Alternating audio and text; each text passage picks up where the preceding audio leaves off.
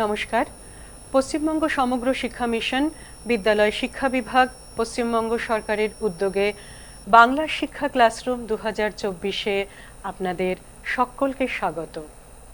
আমি সুদেষ্ণা রায়, ভূগোলের সহশিক্ষিকা, Banipith girls higher secondary school. আজকের আমাদের আলোচ্য বিষয় সপ্তম শ্রেণীর ভূগোলের ষষ্ঠ অধ্যায় শিলা ও মাটি। প্রিয় শিক্ষার্থীরা, আলোচনার শুরুতেই আমি তোমাদেরকে দুটো জিনিস দেখাবো। দেখো তো এটা চিনতে পারো কিনা। দেখো, এখানে এটা একটা হাতি, তাই না? এটা একটা ধূপদানি, আর এইটা একটা প্লেট। এখন আমি যদি তোমাদেরকে জিজ্ঞাসা করি যে এই যে আমি হাতিটা দেখালাম, এই যে আমি ধূপদানি দেখালাম, এই যে আমি প্লেটটা দেখালাম, এইগুলো কিসের তৈরি? খুব সহজে তোমরা বলতে পারবে যে এটা হলো পাথরের তৈরি। আচ্ছা, তোমাদের যদি আমি জিজ্ঞাসা করি যে পাথর কি, কি বলবে? বলবে শক্ত পদার্থ। হ্যাঁ, ঠিক তাই। আসলে ভূগোলের ভাষায় এই পাথরকেই বলা হয় শিলা। একটু এসো দেখে নিই যে একে আমরা কিভাবে পেতে পারি। দেখো, আমরা যে পৃথিবীতে বসবাস করি, এই পৃথিবীটাকে যদি আমরা মাঝখান থেকে কেটে ফেলি, তাহলে একদম পৃথিবীর যে ভেতরের যে জায়গাটা, সেটাকে বলা হয় কেন্দ্রমণ্ডল। তার উপরে রয়েছে কাদা থকথকে একটা জ্যাম জেলির মতন দেখতে একটা গুরুমণ্ডল, আর তার উপরে রয়েছে শক্ত পদার্থ দ্বারা তৈরি যে অংশটা, সেই অংশটার উপরেই আমরা বসবাস করি। এই যে জায়গাটার উপরে আমরা বসবাস করি, অর্থাৎ পৃথিবীর উপরের যে অংশটা, সেইটা হচ্ছে ভূপৃষ্ঠ। আর এই ভূপৃষ্ঠ আর তার ভেতরের বেশ কিছুটা জায়গা শক্ত পদার্থ দ্বারা তৈরি। ওই যে তোমাদের পাথর যেটা বললে, সে পাথরের তৈরি। এই অংশটাকে বলা হয় শিলামণ্ডল। কেন বলে শিলামণ্ডল? কারণ এই যে শক্ত পাথরগুলোকে তো ভূগোলের ভাষায় বলছি শিলা, তাই একে বলা হয় শিলামণ্ডল।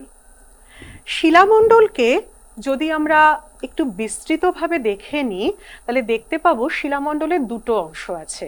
একটা হচ্ছে সিয়াল, অর্থাৎ শিলামণ্ডলের ওপরের অংশটা, তার নাম হচ্ছে সিয়াল, আর নিচের অংশটা, তার নাম হচ্ছে সীমা।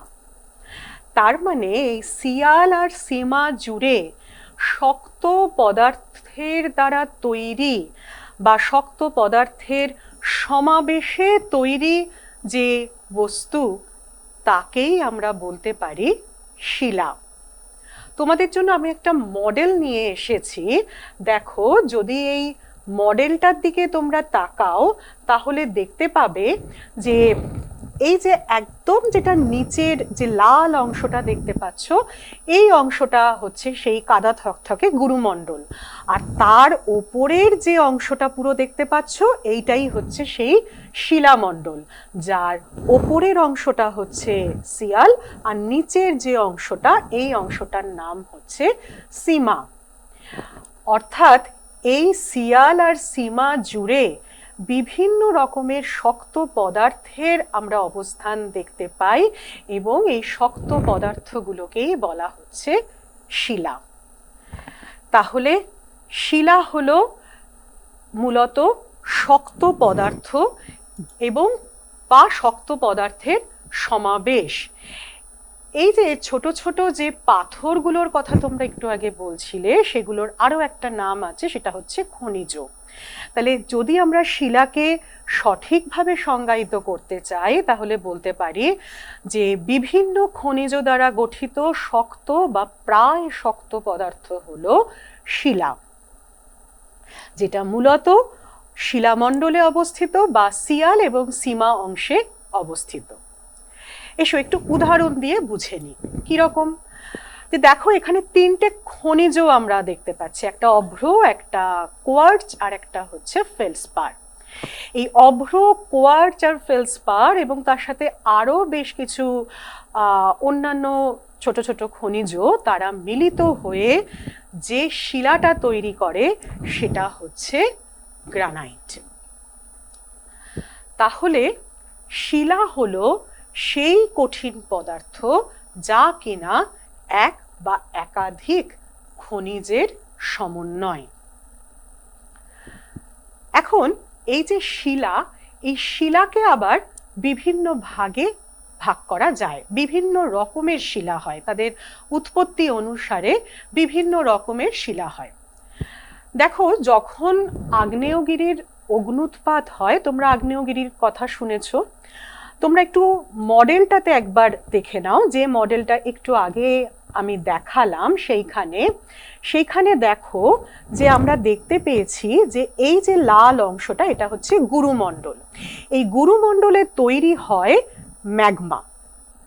এই ম্যাগমা সে নির্দিষ্ট পথে, এই যে যেমন ধরো এই যে লাল অংশটা ওপর দিকে উঠে এসছে, এই নির্দিষ্ট পথে ও শিলামণ্ডল দিয়ে ওপরে উঠে আসে এবং কিছু অংশ শিলামণ্ডলের ভেতরে রয়ে যায়, যেমন এখানে দেখতে পাচ্ছ লাল লাল অংশগুলো, আর কিছু অংশ বাইরে বেরিয়ে আসে, যেমন তোমরা এখানে ছবিতে দেখতে পাচ্ছ।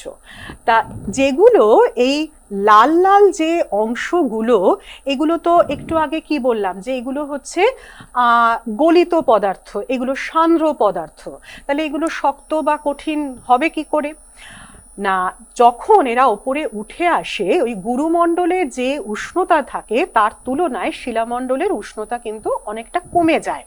ফলে ওই যে গলিত পদার্থ সেগুলো এই যে যখন শিলামণ্ডলের ভেতরে উঠে আসছে তখন ওর উষ্ণতাটা কমে যাওয়ার জন্য আস্তে আস্তে ঠান্ডা হয়, জমাট বাঁধে এবং শিলা তৈরি করে। এবং সে যখন আরও বাইরে বেরিয়ে আসে, যেমন তোমরা এখানে মডেলটাতে দেখতে পাচ্ছ যে সে যখন আরও বাইরে বেরিয়ে আসছে এবং সে তখন এই ওপরে এসে কিছু জমাট বেঁধে ঠিক এরকমভাবে কঠিন হয়ে শিলা তৈরি করছে। তো এই যে আগুন বা আগুনজাত পদার্থ সে এরকমভাবে শিলামণ্ডলের ভেতরে ঢুকে জমা হয়ে কঠিন হয়ে শিলা তৈরি করছে। এই যে শিলাটা, এই শিলাটাকে বলা হয় আগ্নেয় শিলা। এবং এই যে আগ্নেয় শিলা, যে শিলাটা এই যে বাইরে বেরিয়ে চলে এলো, এইটা হচ্ছে নিঃসারী আগ্নেয় শিলা, আর যে শিলাটা ভেতরেই রয়ে গেল সেইটা হচ্ছে উদ্ভেদী আগ্নেয় শিলা, অর্থাৎ ও ওপর দিকে আস্তে আস্তে উঠছে। এবং এই উদ্ভেদী আগ্নেয় শিলার মধ্যে আবার যেটা ওপর দিকে থাকে সেটা হচ্ছে উপপাতালিক আগ্নেয় শিলা, আর যেটা পাতালে অর্থাৎ অনেকটা গভীরে থাকে সেটা হচ্ছে পাতালিক আগ্নেয় শিলা। তাহলে আমরা দেখো এবার এই যে ছবিটা দেখতে পাচ্ছ, ছবিতে দেখো একটা নিঃসারী আগ্নেয় শিলা তোমরা প্রথম ছবিতে দেখতে পাচ্ছ।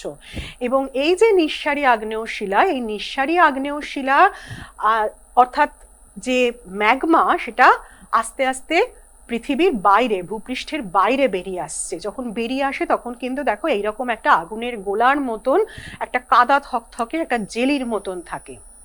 আস্তে আস্তে ও এইরকম ভাবে ঠান্ডা হয় এবং যখনই ঠান্ডা হয় তখন ও আস্তে আস্তে কঠিন হয়ে যায়, শক্ত হয়ে যায়, জমাট বেঁধে যায় এবং এইভাবে তৈরি হয় আগ্নেয় শিলা।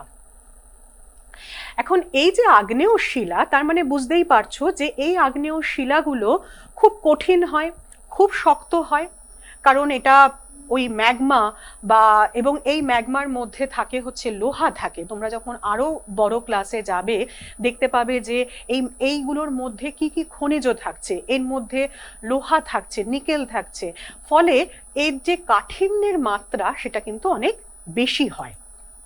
এবং যদি আমরা আগ্নেয় শিলার বৈশিষ্ট্যগুলো দেখে নিই তাহলে প্রথম বৈশিষ্ট্যটাই হচ্ছে আগ্নেয় শিলা খুব শক্ত আর খুব ভারী হয়।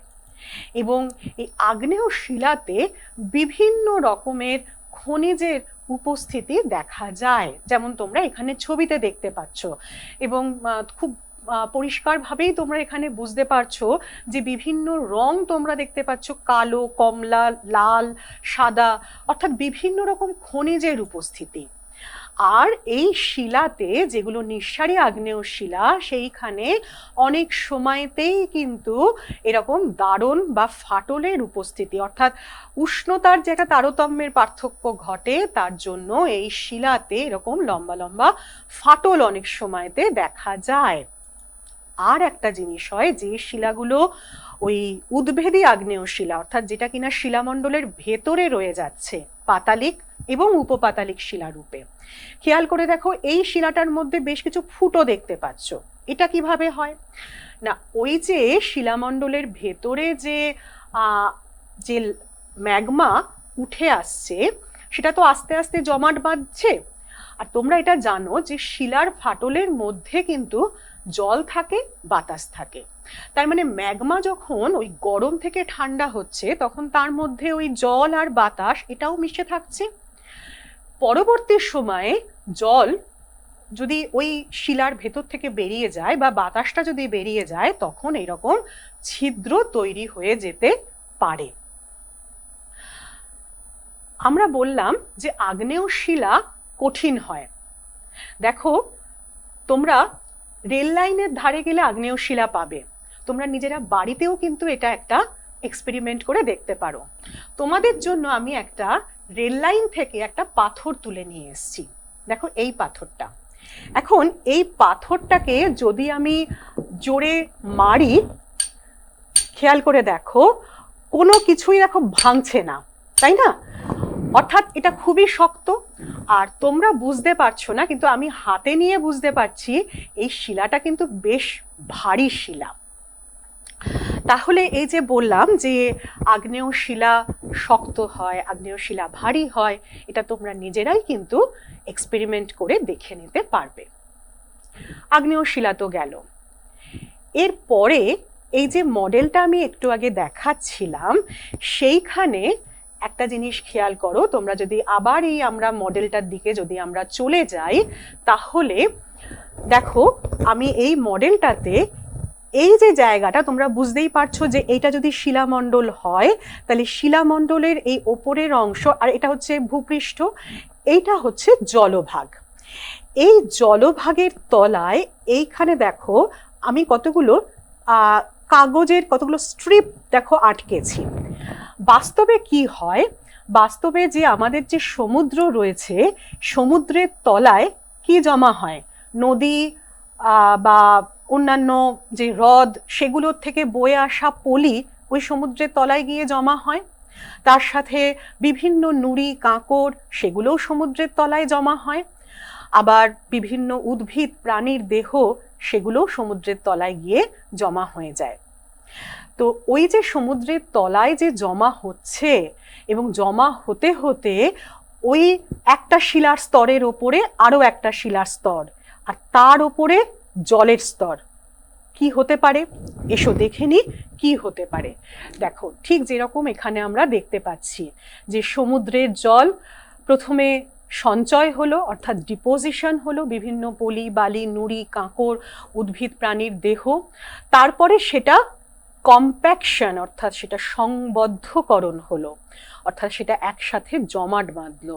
এবং লাস্টে হচ্ছে সিমেন্টেশন, অর্থাৎ সেটা শক্ত, আস্তে আস্তে শক্ত বা প্রায় কঠিন হয়ে গেল। অর্থাৎ জলভাগের তলায় বিভিন্ন যে নুড়ি, বালি, কাঁকড়, পলি, বালি ইত্যাদি, এইগুলো এসে জমা হয়ে জলের এবং ওপরের যে শিলাস্তর বা মাটি স্তর, তার চাপে ওই অংশটি ধীরে ধীরে কঠিন হয় এবং শিলায় পরিণত হয়।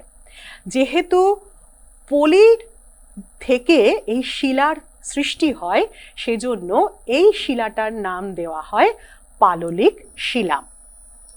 স্তরে স্তরে তৈরি হয়, ফলে এই শিলাতে স্তরায়ন দেখা যায়।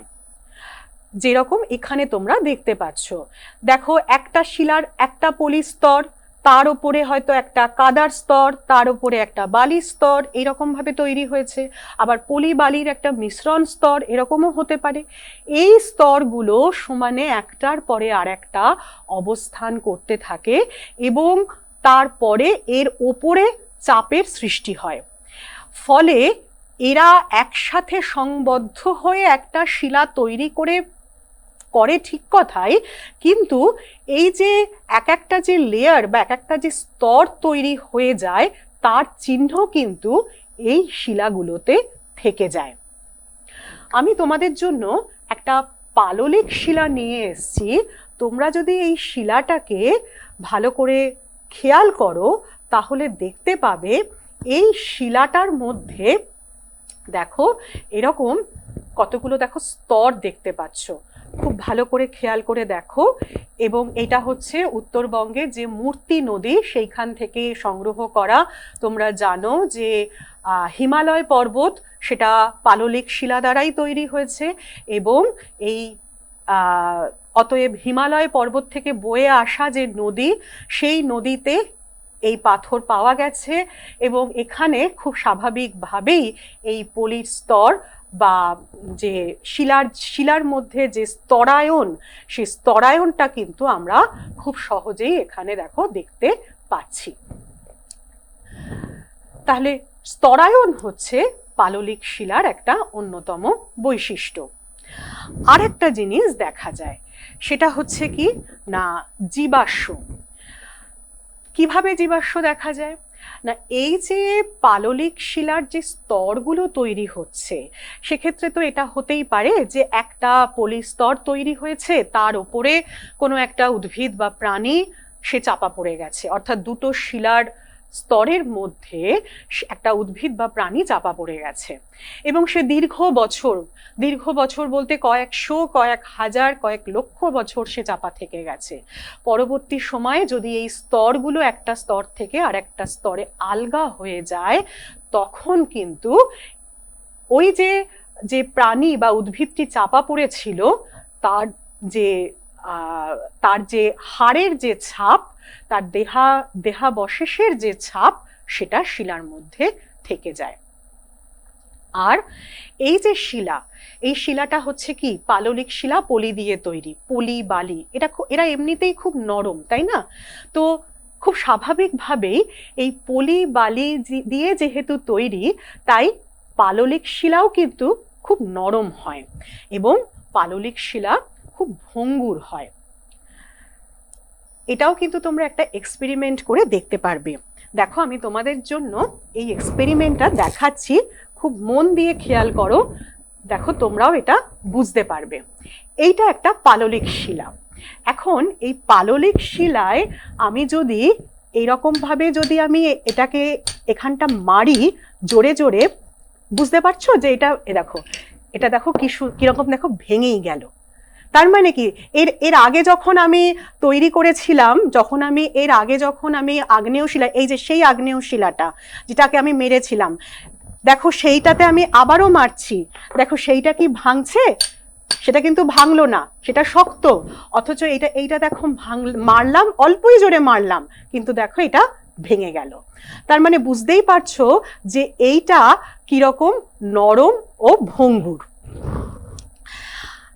তো তাহলে পাললিক শিলার বৈশিষ্ট্য হিসাবে আমরা কি পাচ্ছি না, পাললিক শিলায় আমরা স্তরায়ন দেখতে পাচ্ছি, আমরা জীবাশ্মের উপস্থিতি দেখতে পাচ্ছি, আমরা দেখতে পাচ্ছি যে পাললিক শিলা নরম হয় ও ভঙ্গুর হয়। এবার দেখো যে ছবিটা আমি তোমাদেরকে দেখাচ্ছি, চেনো এই জায়গাটাকে? নিশ্চয়ই চেনো, বিখ্যাত তাজমহল কি দিয়ে তৈরি? মার্বেল পাথর দিয়ে তৈরি। তাহলে মার্বেলটাকে আমরা কোন শিলা বলবো? আমরা এতক্ষণ দুটো শিলার কথা পড়েছি, একটা আগ্নেয় শিলা আর একটা হচ্ছে পাললিক শিলা। এটা কি আগ্নেয় শিলা নাকি এটা পাললিক শিলা? না, এটা আগ্নেয় শিলাও নয়, এটা পাললিক শিলাও নয়। চুনাপাথর হচ্ছে একটা পাললিক শিলা, সেইটার রূপান্তর ঘটে, চাপের দ্বারা, তাপের দ্বারা রূপান্তর ঘটে, ফলে মার্বেল বলে একটা শিলা তৈরি হয়। যেহেতু আগ্নেয় শিলা এবং পাললিক শিলা রূপান্তরিত হয়ে এই শিলাটা তৈরি হচ্ছে, সেজন্য একে বলা হয় রূপান্তরিত শিলা। বিভিন্নভাবে শিলার রূপান্তর ঘটতে পারে, যেমন গ্রানাইট থেকে নিস তৈরি হয়, স্লেট থেকে ফিলাইট তৈরি হয়, এরকম বহু রূপান্তর আছে শিলার। তোমরা এগুলো একটু নিজেরা খুঁজে বার করবে যে কোন শিলা থেকে কোন শিলার রূপান্তর ঘটে। তো এই যে বিভিন্ন রকম যে শিলার আমরা কথা পড়লাম, অর্থাৎ আগ্নেয় শিলা, পাললিক শিলা, রূপান্তরিত শিলা, আমরা যদি আমাদের জীবন দিন যাপন এগুলোকে যদি আমরা একটু ভালো করে পর্যবেক্ষণ করি, তাহলে কিন্তু আমরা চারিদিকে দেখব, আমাদের চারিদিকে দেখব শিলা শিলা ছড়িয়ে রয়েছে। এই যে ছবিটা এখন তোমরা দেখতে পাচ্ছ, ছবিটা তোমরা কিন্তু তোমাদের ইতিহাস বইয়ের পাতায় দেখেছো। সেই আদিম মানুষ যে কিনা দুটো পাথরকে ঘষে আগুন জ্বালাচ্ছে। আসলে সে কি কোন দুটো জিনিসকে আঘাত করছে? হ্যাঁ, ঠিকই বলেছে, কারণ তোমরা এখন জেনে গেছো যে এইটা হচ্ছে শিলা। অর্থাৎ আদিম মানুষ কিন্তু দুটো শিলাকেই প্রথম ঘর্ষণের মাধ্যমে আগুন জ্বালিয়েছিল, যা সূচনা করেছিল সভ্যতার। সেই শিলার মধ্যে ছিল এমন কিছু খনিজ যা কিনা আগুন জ্বালাতে সাহায্য করে, অর্থাৎ ফসফরাস থাকতে পারে বা অন্যান্য আরো খনিজ। তার মানে আমরা এটা বলতেই পারি যে মানুষ, আদিম মানুষ প্রথম বোধহয় দুটো আগ্নেয় শিলাকে ঘর্ষণের মাধ্যমেই আগুন জ্বালাতে শিখেছিল। আদিম মানুষ বা যেগুলো তৈরি করত সেটা হচ্ছে পাথরের অস্ত্র, এবং এই পাথরের যে অস্ত্রগুলো সেগুলো কিন্তু তারা যেরকম ভাবে পাথরগুলো পেত সেরকম ভাবেই কিন্তু অস্ত্রগুলো তৈরি করতো না। পাথরগুলোকে তারা বিভিন্ন রকম শেপ দিত। দেখো একটা জিনিস ভেবে, শিলার কাঠিন্যের ওপরে নির্ভর করে তাদের কিন্তু এই কোন পাথর বা কোন শিলা কোন অস্ত্র তৈরির জন্য ব্যবহার করবে সেটা তাদেরকে নির্বাচন করতে হতো। অর্থাৎ যদি খুব কঠিন পাথর হয় বা কঠিন শিলা হয়, তখন তো সেটাকে তাদের প্রয়োজন মতন তারা বিভিন্ন রকম শেপ দিতে তারা পারতো না। অর্থাৎ এমন শিলা তাদেরকে এক্ষেত্রে নির্বাচন করতে হতো যে শিলার দ্বারা সহজে, এই যে যেমন ধরো তোমরা এখানে একটা হাতুড়ির মতন দেখতে পাচ্ছ, একটা বর্ষার মতন দেখতে পাচ্ছ, এই শিলাগুলোকে তারা কিন্তু প্রকৃতি থেকে নেওয়ার পরে তাদের প্রয়োজন মতন তারা শেপ তারা দিয়েছে। অর্থাৎ শিলার কাঠিন্য মাত্রা অনুযায়ী তারা এখানে শিলাকে ব্যবহার করত। আর আদিম মানুষকে আমরা কি বলি? গুহা মানব বলি। এই গুহা আসলে কি দিয়ে তৈরি? বিভিন্ন শিলা দ্বারা তৈরি। যে ছবিটা তোমরা এখানে দেখতে পাচ্ছ সেটা হচ্ছে ভারতের মধ্যপ্রদেশে অবস্থিত ভীমবেটকা গুহা। এই ভীমবেটকা গুহাকে কিন্তু পৃথিবীর ইতিহাসের আদিমতম যে গুহা মানবের একটা অবস্থান বলে দেখা যায় বা ধরা হয়, সেই প্রমাণও পাওয়া গেছে। এবং এখানে তোমরা যদি এই ছবিটাকে খুব ভালোভাবে খেয়াল করো, দেখবে এই ছবিতে গুহার গায়ে কিছু ছবি আঁকা আছে। তখন তো রং ছিল না, তাহলে সেই রংগুলো মানুষ পেল কোথা থেকে? বিভিন্ন শিলার থেকেই কিন্তু বিভিন্ন শিলাকে ব্যবহার করে। যেমন যদি আগ্নেয় শিলাকে যদি ব্যবহার করা যায়, তাহলে আগ্নেয় শিলার মধ্যে থাকে হচ্ছে লোহা বা আয়রনের উপস্থিতি। ফলে আগ্নেয় শিলা দিয়ে যে ছবি আঁকা হয় বা যে ছবি আঁকা যায় সেটা কিন্তু লাল রং সেখান থেকে পাওয়া যায়। এরকম ভাবে বেলে পাথরের, বিভিন্ন রকমের বেলে পাথর থেকে কিন্তু বিভিন্ন রং আঁকা সম্ভব হয়। এই গুহা চিত্রগুলো কিন্তু সেই নিদর্শন বহন করে। অর্থাৎ দেখো, মানুষের সংস্কৃতির যে সূত্রপাত সেটার পেছনেও কিন্তু শিলার অবদান রয়েছে।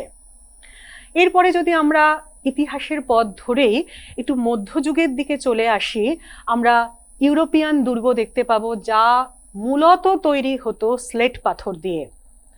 সোনার কেল্লা, বিখ্যাত জয়সালমেরের দুর্গ, সেটা হচ্ছে ইয়েলো স্যান্ডস্টোন, অর্থাৎ হলুদ বেলে পাথর। এখনো যদি তোমরা কখনো ইউরোপে ঘুরতে যাও, দেখবে ইউরোপের যে পথঘাটগুলো সেগুলো পাথরের তৈরি। আর রেল লাইনে পরিচিত তো প্রচুর পাথর দেখাই যায়। এবং তোমরা জানো কেন রেল লাইনে এরকম এই শিলার টুকরোগুলোকে ব্যবহার করা হয়? কারণ শিলার নিচে রয়েছে মাটি। মাটি তো অনেকটা আলগা জিনিস, তাই না? তো মাটি, এই যে রেল লাইন পাতা রয়েছে এবং তার উপর দিয়ে রেল যাচ্ছে, একটা কম্পন হচ্ছে, তাহলে এই কম্পন যদি সমানে হতে থাকে তাহলে তো মাটিটা কি হয়ে যাবে? মাটি নরম, মাটি বসে যাবে। যাতে মাটি বসে না যায়, মাটি যাতে ক্ষয়ে না যায়, সেখান থেকে রক্ষা করার জন্যই কিন্তু শিলাগুলোকে এইভাবে রেল লাইনে ছড়িয়ে রাখা হয়। তাহলে বুঝতে পারছো তো শিলার কতটা গুরুত্ব রয়েছে আমাদের জীবনে। তোমাদের অনেকের বাড়িতেই মার্বেলের মেঝে রয়েছে। মা যেখানে গ্যাসে রান্না করেন, সেই গ্যাসের যে ওভেনটা রয়েছে তার তলায় যে স্ল্যাবটা রয়েছে সেটা গ্রানাইট পাথর দিয়ে তৈরি থাকে। মা যে শিলনোড়ায় মশলা বাটেন, সেই শিলটাও কিন্তু একটা শিলা। অতএব আমাদের জীবনে শিলার যে গুরুত্ব সেটা অপরিসীম। এমনকি এত ছোট ছোট জায়গাতে এই শিলার গুরুত্ব রয়েছে যে অনেক সময় সেটা আমরা লক্ষ্যও করতে পারি না। এই যে শিলাগুলো যে রয়ে আছে, এই শিলার থেকেই তৈরি হয় আরো একটা খুব গুরুত্বপূর্ণ জিনিস, মাটি। কিভাবে তৈরি হয় বলো তো? দেখো, তোমাদের একটু প্রসেসটা দেখাই যে কিভাবে শিলার থেকে মাটি তৈরি হচ্ছে।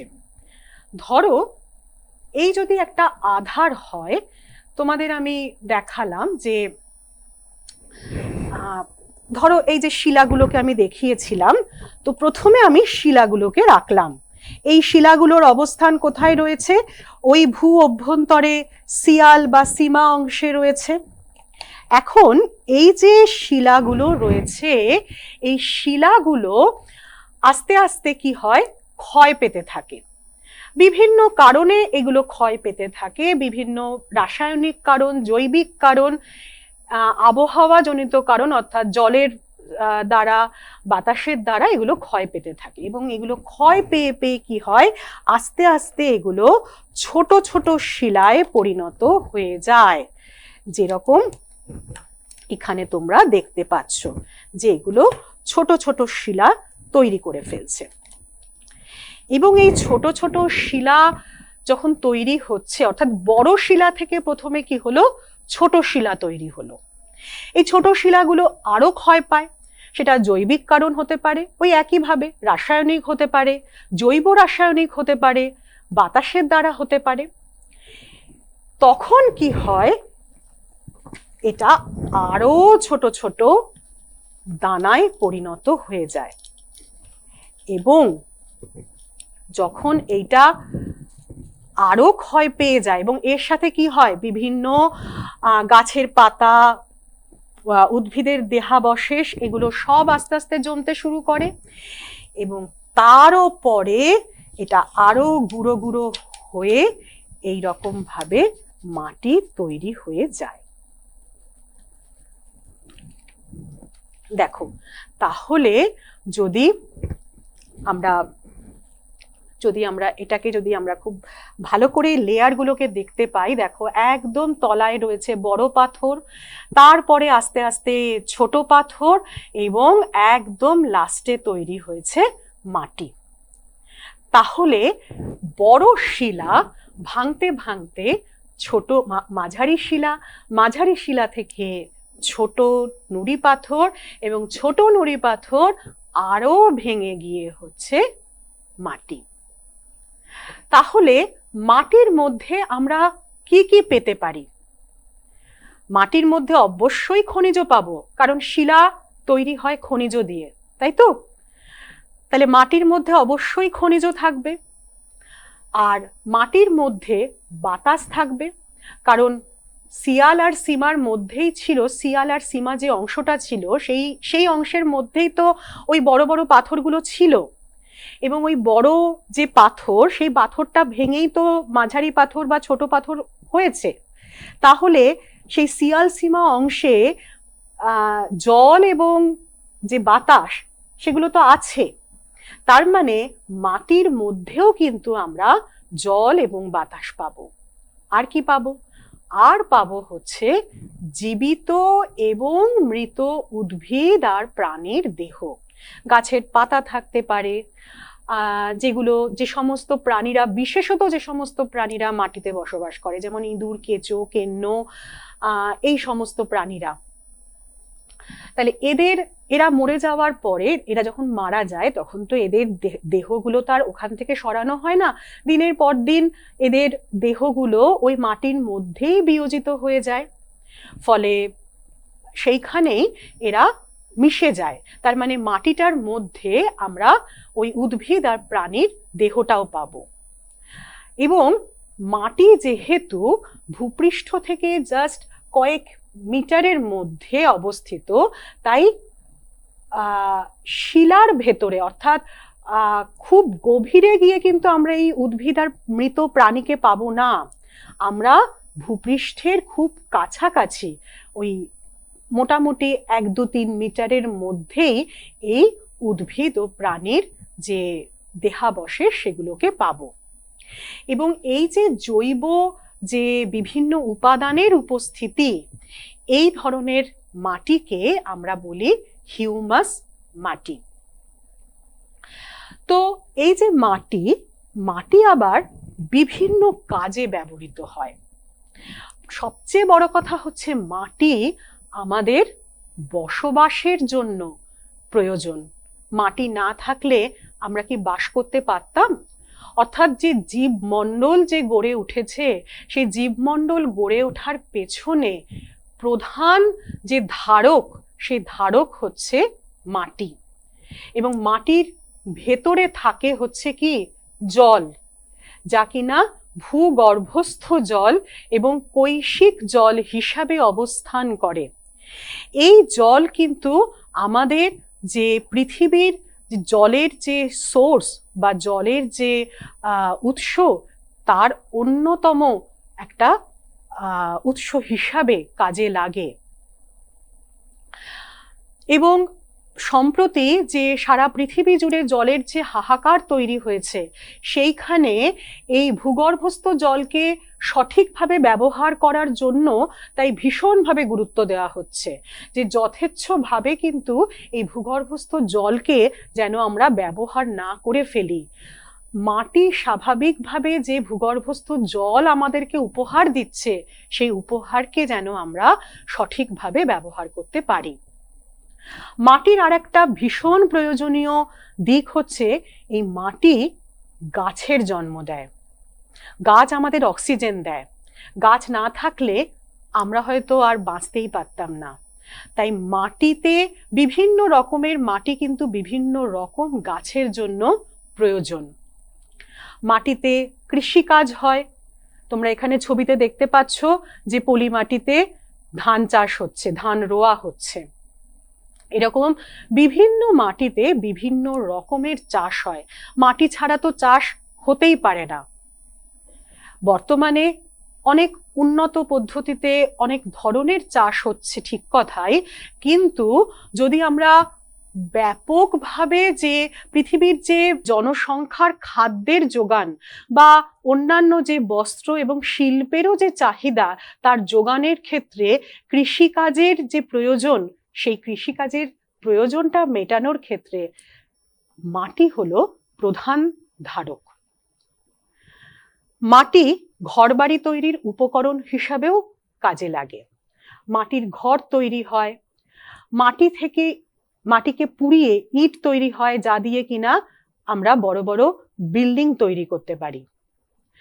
মাটি দিয়ে থালা বাসন, অর্থাৎ আমাদের বিভিন্ন ব্যবহার্য যে দ্রব্যগুলো, সেইগুলো আমরা ব্যবহার করতে পারি।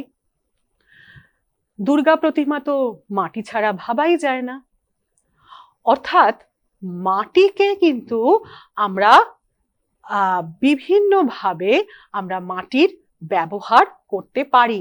তাই একটা কথা আমরা অবশ্যই মনে রাখবো যে মাটিকে কিন্তু কখনোই দূষিত হতে দেওয়া যাবে না। অর্থাৎ যা ইচ্ছা খুশি তাই আমরা মাটিতে ফেলে দিলাম, প্লাস্টিকের জিনিসপত্র আমরা মাটিতে ফেলে দিলাম, সেটা কিন্তু করব না।